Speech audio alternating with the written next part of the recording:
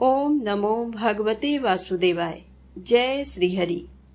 आप सभी का हमारे YouTube चैनल पर हार्दिक स्वागत है। आइए सुनते हैं एकादशी व्रत पारण से जुड़ी पौराणिक कथाएं। सुने विठ्ठल भगवान के बहुत बड़े भगत संत नामदेव जी की कथा। श्री नामदेव जी महाराष्ट्र के एक सुप्रसिद्ध संत थे। उनका ध्यान सदा विठ्ठल भगवान के दर्शन, भजन और कीर्तन में ही लगा रहता था। सांसारिक कार्यों में उनका जरा भी मन नहीं लगता था।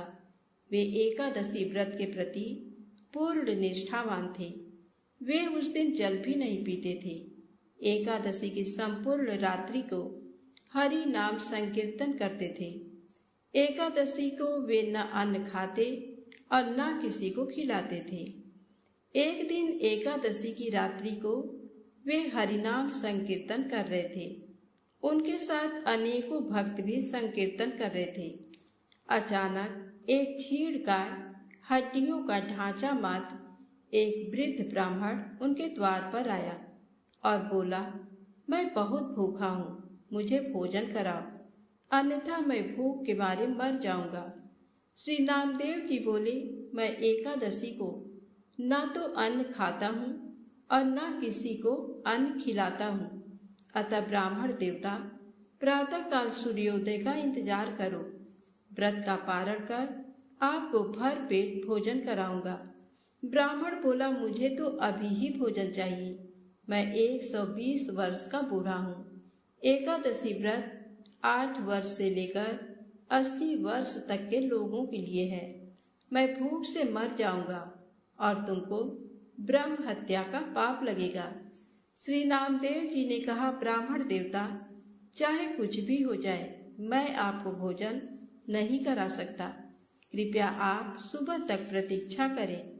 श्री नामदेव जी के ऐसे व्यवहार के प्रति अन्य ग्रामवासियों ने नामदेव जी को निष्ठुर कहा और ब्राह्मण को भोजन देना चाहा, परंतु ब्राह्मण ने भोजन लेने से इनकार कर दिया और कहा, यदि मैं भोजन ग्रहण करूंगा तो सिर्फ और सिर्फ नामदेव से ही करूंगा। श्री नामदेव जी ने जब ब्राह्मण को भोजन नहीं दिया तो कुछ ही समय में उसके प्राण पखेरु उड़ गए। वहां उपस्थित सभी लोग श्री नामदेव जी के प्रति अपशब्द कहने लगे और उन्हें हत्यारा कहकर संबोधित करने लगे। श्री नामदेव जी कुछ नहीं बोले। वो विठ्ठल भगवान के भजन और कीर्तन में ही लगे रहे तथा एक पल के लिए उठे और मृतक शरीर को ढककर रख दिया और भगवान के समक्ष नाम संकीर्तन करते रहे। प्रातःकाल श्री नामदेव जी ने व्रत पारण किया और एक चिता बनवाई। स्वयं उस ब्राह्मण के पार्थिव शरीर को अपनी गोद में लेकर चिता पर बैठ गए। चिता को प्रज्वलित किया गया। जब आग की लपटें श्री नामदेव जी तक पहुंचने ही वाली थी तो अचानक वह ब्राह्मण उठा और श्री नामदेव जी को उठाकर चिता से बाहर कूद पड़ा। जब तक नामदेव जी कुछ समझ पाते, वह बूढ़ा अंतर ध्यान हो गया। स्वयं विठ्ठल भगवान ही उनकी परीक्षा लेने आए थे। इस घटना को देखकर सभी आश्चर्यचकित हो गए और श्री नामदेव जी की जय जयकार करने लगे। धन्य है श्री नामदेव जी। चित्त में प्रज्ञा का प्रकाश, ज्ञान का दीपक जले, तभी ठाकुर जी का निराकार स्वरूप दिखाई देता है। भागवत श्रवण से चित्त रूपी दीपक जलाने का प्रयास मानव को करना चाहिए। तो प्रेम से बोले, विठ्ठल भगवान की जय हो। आइए सुने तुलसी माता की पावन कथा। एक कन्या थी। जब वह थोड़ी बड़ी हुई और उसको समझ आने लगा, तब से ही वह तुलसी माता जी की पूजन करने लगी। उसका प्रतिदिन का नियम था कि तुलसी माता जी का पूजन करने के बाद ही खाना खाती थी। जब वह कन्या शादी के लायक हुई, तब उसके माता पिता ने उसकी शादी करवा दी। कन्या को उसके माता पिता ने दहेज में भी एक तुलसी का गमला दिया। ससुराल में वह प्रतिदिन सवेरे उठते ही पूजा करती, फिर उसके बाद ही खाना खाने बैठती थी। उसकी 2 जेठानियां थीं। वो दोनों उसका मजाक उड़ाती थीं कि बड़ी नियम धर्म वाली बनती है। उन दोनों को उससे बहुत ईर्ष्या होती थी, इसलिए वो दोनों तुलसी जी का गमला छुपा देती हैं। वह कन्या बड़ी मुश्किल से गमला ढूंढ कर लाती है, अच्छे से पूजा करती और फिर खाना खाती। वह गमला ढूंढ कर ले आती है तो एक दिन उसकी जेठानियों ने क्या किया कि गमला ही दूर फेंक दिया। कन्या ने खूब ढूंढा पर उसे गमला नहीं मिला। वह बहुत ही परेशान हो गई। उस दिन उसने खाना भी नहीं खाया। उसका नियम जो था, उस कन्या की सच्ची भक्ति देखकर तुलसी माता उसे बहुत प्रसन्न हो गई और उसके कमरे में तुलसी माता का गमला प्रकट हो गया। अगले दिन सुबह जब वह उठी तो क्या देखती है कि उसके खाट के चारों कोनों पर तुलसी माता का गमला आ गया है। ये देखकर वह बहुत प्रसन्न हो गई कि अब मेरी तुलसी माता को कोई चुरा नहीं सकेगा। पूजन करने के लिए भी कहीं और जाना नहीं पड़ेगा और कोई मेरी तुलसी माता को फेंक भी नहीं सकेगा। वह तो जल्दी से उठकर स्नान करती है और तुलसी माता की पूजन कर लेती है। जब वह खाना खाने बैठी तो उसकी जेठानियां मजाक करने लगी कि लो, देवरानी का नियम धर्म पूरा हो गया। उससे पूछती है कि तुलसी जी की पूजा कर ली क्या? देवरानी धीरे से बोलती है, जी हाँ कर ली। जेठानियां बोलती हैं, कहाँ से कर ली पूजा? गमला तो फेंक दिया था। देवरानी कहती है कि देख लो, मेरे कमरे में खाट पर तुलसी जी लग रही हैं। जेठानियां बहुत शर्मिंदा हुई और बोली कि देवरानी, तेरी भक्ति सच्ची है, हमने तुझे बहुत परेशान किया, हमें माफ कर दे। देवरानी उन्हें माफ कर देती है। हे तुलसी माता, जैसी कृपा आपने देवरानी पर करी वैसी कृपा हम सब पर भी करना। तो प्रेम से बोले, तुलसी माता की जय हो। अब आइए सुने तुलसी माता की अगली पावन कथा। एक ब्राह्मण था। वह प्रतिदिन मंदिर जाता था। वह प्रतिदिन तुलसी माता की पूजा करता था। वह तुलसी माता से प्रतिदिन प्रार्थना करता था कि हे तुलसी महारानी, मेरे आनंद करना। तुलसी माता ने सोचा कि ये ब्राह्मण तो बहुत सीधा है और गरीब है और प्रतिदिन मेरी पूजा करता है, मैं इसके लिए कुछ न कुछ करना चाहती हूँ। तो तुलसी महारानी एक कन्या का रूप बनाकर बैठ गई और उस ब्राह्मण को बोला कि ब्राह्मण, मैं भी तेरे घर आना चाहती हूँ। ब्राह्मण ने सोचा कि 6 लड़कियां तो मेरे पहले से ही हैं और 7 लड़कियों का मैं कैसे पालन पोषण करूँगा, लड़कियों की शादी कैसे कराऊँगा, मेरे पास तो कुछ पैसा भी नहीं है। ऐसा विचार करके वह बहुत परेशान रहने लगा। उसको तो खाना पीना भी नहीं अच्छा लग रहा था। उसकी औरत ने एक दिन कहा, क्या बात है, आजकल आप बहुत दुखी रहने लग गए हैं। तो इस पर ब्राह्मण बोला कि मैं जब भी मंदिर जाता हूँ वहाँ पर एक छोटी सी सुंदर सी कन्या बैठी है और वह कहती है कि ब्राह्मण, मैं आपके घर आऊँ। उसकी पत्नी बोली कि अरे, इसमें परेशान होने की क्या बात है, आ रही है तो आने दो। ब्राह्मण बोला कि पहले से ही अपने घर में 6 लड़कियां तो हैं ही, उनकी भी अपने को शादी करवानी है। तो इस पर ब्राह्मणी बोली कि अरे, ये तो कोई बात नहीं है, अपनी 6 लड़कियों की शादी करवाएंगे, वैसे 7वीं की भी करवा देंगे। हम लोग 7 लड़कियों की शादी साथ में ही करवा देंगे। अगले दिन जब वह ब्राह्मण मंदिर गया तो उस छोटी कन्या ने पूछा, ब्राह्मण, मैं आपके घर आऊं? तो ब्राह्मण बोला कि हाँ बेटी चल।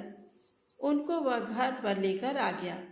तुलसी माता के कन्या के रूप में ब्राह्मण के घर आने से ब्राह्मण के घर बहुत आनंद हो गया। घर में लक्ष्मी की बारिश हो गई। जब ब्राह्मण 7 कन्याओं की शादी के लिए वर ढूंढने जाने लगे तो उस छोटी कन्या ने कहा कि मेरे तो शालिग्राम जी के मंदिर में जाकर शालिग्राम जी को बोलना कि बारात लेकर आए और मेरी 6 बहनों के तुम्हारी इच्छा से वर ढूंढ लेना।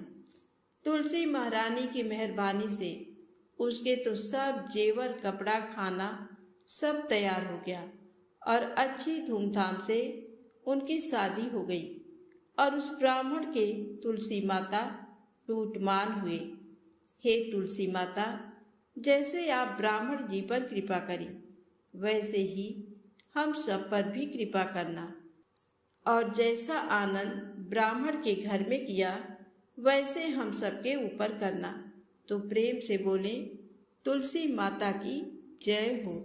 अब आइए सुने तुलसी माता की अगली पौराणिक कथा।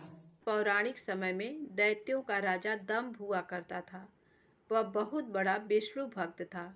कई सालों तक उसके यहाँ संतान नहीं होने के कारण उसने शुक्राचार्य को अपना गुरु बनाकर उनसे श्री कृष्ण मंत्र प्राप्त किया।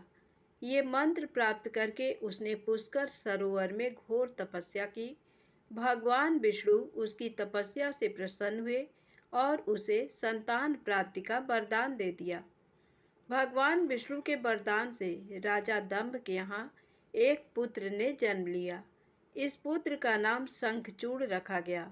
बड़ा होकर शंखचूड़ ने ब्रह्मा जी को प्रसन्न करने के लिए पुष्कर में घोर तपस्या की। उसकी तपस्या से प्रसन्न होकर ब्रह्मा जी ने उसे वरदान मांगने को कहा। तब शंखचूड़ ने वरदान मांगा कि वह हमेशा अजर अमर रहे, वह कोई भी देवता उसे नहीं मार पाए। ब्रह्मा जी ने उसे ये वरदान दे दिया और कहा कि वह बद्री बन जाकर धर्मध्वज की पुत्री तुलसी जो तपस्या कर रही हैं उससे विवाह कर लें। शंखचूड़ ने वैसा ही किया और तुलसी के साथ विवाह के बाद सुखपूर्वक रहने लगा। उसने अपने बल से देवताओं, असुरों, दानवों, राक्षसों, गंधर्वों, नागों, किन्नरों, मनुष्यों तथा त्रिलोकी के सभी प्राणियों पर विजय प्राप्त कर ली। वह भगवान श्री कृष्ण का परम भक्त था। शंखचूड़ के अत्याचारों से सभी देवता परेशान होकर ब्रह्मा जी के पास गए और ब्रह्मा जी उन्हें भगवान विष्णु के पास ले गए। भगवान विष्णु ने कहा कि शंखचूड़ की मृत्यु भगवान शिव के त्रिशूल से ही होगी, अतः आप उनके पास जाएं। भगवान शिव ने चित्ररथ नामक गण को अपना दूत बनाकर शंखचूड़ के पास भेजा। चित्ररथ ने शंखचूड़ को समझाया कि वह देवताओं को उनका राज्य लौटा दे, परंतु शंखचूड़ ने मना कर दिया और कहा कि वह महेश्वर से युद्ध करना चाहता है। भगवान शिव को जब ये बात पता चली तो वे युद्ध के लिए अपनी सेना लेकर निकल पड़े। इस तरह देवता और दानवों में घमासान युद्ध हुआ, परंतु ब्रह्मा जी के वरदान के कारण शंखचूड़ को देवता नहीं हरा पाए। भगवान शिव ने शंखचूड़ का वध करने के लिए जैसे ही अपना त्रिशूल उठाया तभी आकाशवाणी हुई कि जब तक शंखचूड़ के हाथ में श्री हरि का कवच है और इसकी पत्नी का सतीत्व अखंडित है तब तक इसका वध असंभव है। आकाशवाणी सुनकर भगवान विष्णु वृद्ध ब्राह्मण का रूप धारण कर शंखचूड़ के पास गए और उससे श्री हरि कवच दान में मांग लिया। शंखचूड़ ने वह कवच बिना किसी संकोच के दान कर दिया। इसके बाद भगवान विष्णु शंखचूड़ का रूप बनाकर तुलसी के पास गए। शंखचूड़ रूपी भगवान विष्णु ने तुलसी के महल के द्वार पर जाकर अपनी विजय होने की सूचना दी। ये सुनकर तुलसी बहुत प्रसन्न हुई और पति रूप में आए भगवान का पूजन किया व रमण किया। ऐसा करते ही तुलसी का सतीत्व खंडित हो गया और भगवान शिव ने युद्ध में अपने त्रिशूल से शंखचूड़ का वध कर दिया। तब तुलसी को जब पता चला कि वे उनके पति नहीं हैं बल्कि वे तो भगवान विष्णु हैं, क्रोध में आकर तुलसी ने कहा कि आपने छल पूर्वक मेरा धर्म भ्रष्ट किया है और मेरे पति को मार डाला, अतः मैं आपको श्राप देती हूँ कि आप पाषाण होकर धरती पर रहें। तब भगवान विष्णु ने कहा, देवी तुम मेरे लिए भारतवर्ष में रहकर बहुत दिनों तक तपस्या कर चुकी हो। तुम्हारा ये शरीर नदी रूप में बदलकर गंडकी नामक नदी के रूप में प्रसिद्ध होगा। तुम पुष्पों में श्रेष्ठ तुलसी का वृक्ष बन जाओगी और सदा मेरे साथ रहोगी। तुम्हारे श्राप को सत्य करने के लिए मैं पाषाण शालिग्राम बनकर रहूंगा। गंडकी नदी के तट पर मेरा वास होगा। प्रेम से बोले तुलसी माता की जय हो। अब आइए सुने राजा अम्बरीश की कहानी। राजा अम्बरीश राजा नाभाग के पुत्र थे। वह 7 द्वीपों के राजा थे। वह बहुत ही ब्रह्मज्ञानी और विष्णु भक्त थे। वह भगवान विष्णु की कथाएं सुनते और मंदिरों में दर्शन करने जाते। विष्णु भक्ति के आगे वह घर, स्त्री, पुत्र, धन धान्य सब कुछ तुच्छ समझते थे। एक बार भगवान विष्णु को प्रसन्न करने के लिए उन्होंने साल भर पत्नी सहित एकादशी का व्रत रखा। कार्तिक मास में व्रत जब समाप्त हुआ तो उन्होंने 3 दिनों तक उपवास किया। विष्णु भगवान का पूजन किया, ब्राह्मणों को 60,000 गौओं का दान दिया, संत महात्माओं को दान दिया और उन्हें भोजन करवाकर संतुष्ट किया। राजा अम्बरीश जब ब्राह्मणों को भोजन करवाने के पश्चात पारण करने लगे तो उसी समय दुर्वासा ऋषि अतिथि के रूप में वहां आ गए। राजा अम्बरीश ने दुर्वासा ऋषि का पूजन और स्वागत किया और उन्हें भोजन के लिए विनती की। दुर्वासा ऋषि कहने लगे कि मैं पहले यमुना नदी में स्नान कर भोजन करूंगा। दुर्वासा ऋषि स्नान करने चले गए। उधर द्वादशी केवल कुछ मुहूर्त ही रह गई, जिस मुहूर्त में पारण करना आवश्यक था, नहीं तो राजा का व्रत निष्फल हो जाता। राजा अम्बरीश दुविधा में पड़ गए क्योंकि दुर्वासा ऋषि अभी वापस नहीं आए थे। अगर अतिथि ब्राह्मण को भोजन करवाए बिना पारण करते तो पाप के भागीदार बनते, लेकिन पारण किए बिना द्वादशी व्यतीत हो जाने पर पारण का महत्व समाप्त हो जाता है। ऋषियों ने कहा कि महाराज, आप केवल जल से पारण कर लें, इससे आपका व्रत भी व्यर्थ नहीं होगा और कोई दोष भी नहीं लगेगा, क्योंकि जल को भोजन और भोजन दोनों रूपों में माना जाता है। ऋषियों के परामर्श पर राजा अम्बरीश जलपान कर दुर्वासा ऋषि की प्रतीक्षा करने लगे। यमुना से लौटने पर दुर्वासा ऋषि अपनी तपशक्ति से जान गए कि राजा अम्बरीश ने जल पी लिया। राजा अम्बरीश पर क्रोधित होते हुए दुर्वासा ऋषि कहने लगे कि तुमने धर्म का उल्लंघन किया है। राजन, तू लक्ष्मी और धन वैभव में अंधा हो गया है। तुमने मुझे भोजन का निमंत्रण दिया और घर आए अतिथि को भोजन कराए बिना स्वयं भोजन कर लिया। इस कुकर्म का फल तुझे जरूर भोगना पड़ेगा। दुर्वासा ऋषि ने अपने जटा को उखाड़कर उसे कालाग्नि के समान कृत्या को बनाया, जो राजा की ओर दौड़ी। राजा अपने स्थान से तिल भर भी नहीं हटे। उसी क्षण भगवान विष्णु ने अपने भक्त की रक्षा के लिए अपना सुदर्शन चक्र भेजा, जिससे कृत्या को उसी क्षण जला दिया और सुदर्शन चक्र फिर दुर्वासा ऋषि की ओर मुड़ गया। दुर्वासा ऋषि जान बचाने के लिए भागे, लेकिन जहाँ भी दुर्वासा ऋषि जाते चक्कर उनका पीछा करता रहा। ब्रह्मा जी की शरण में गए तो ब्रह्मा जी कहने लगे कि विष्णु जी के तेज से मैं आपको नहीं बचा सकता।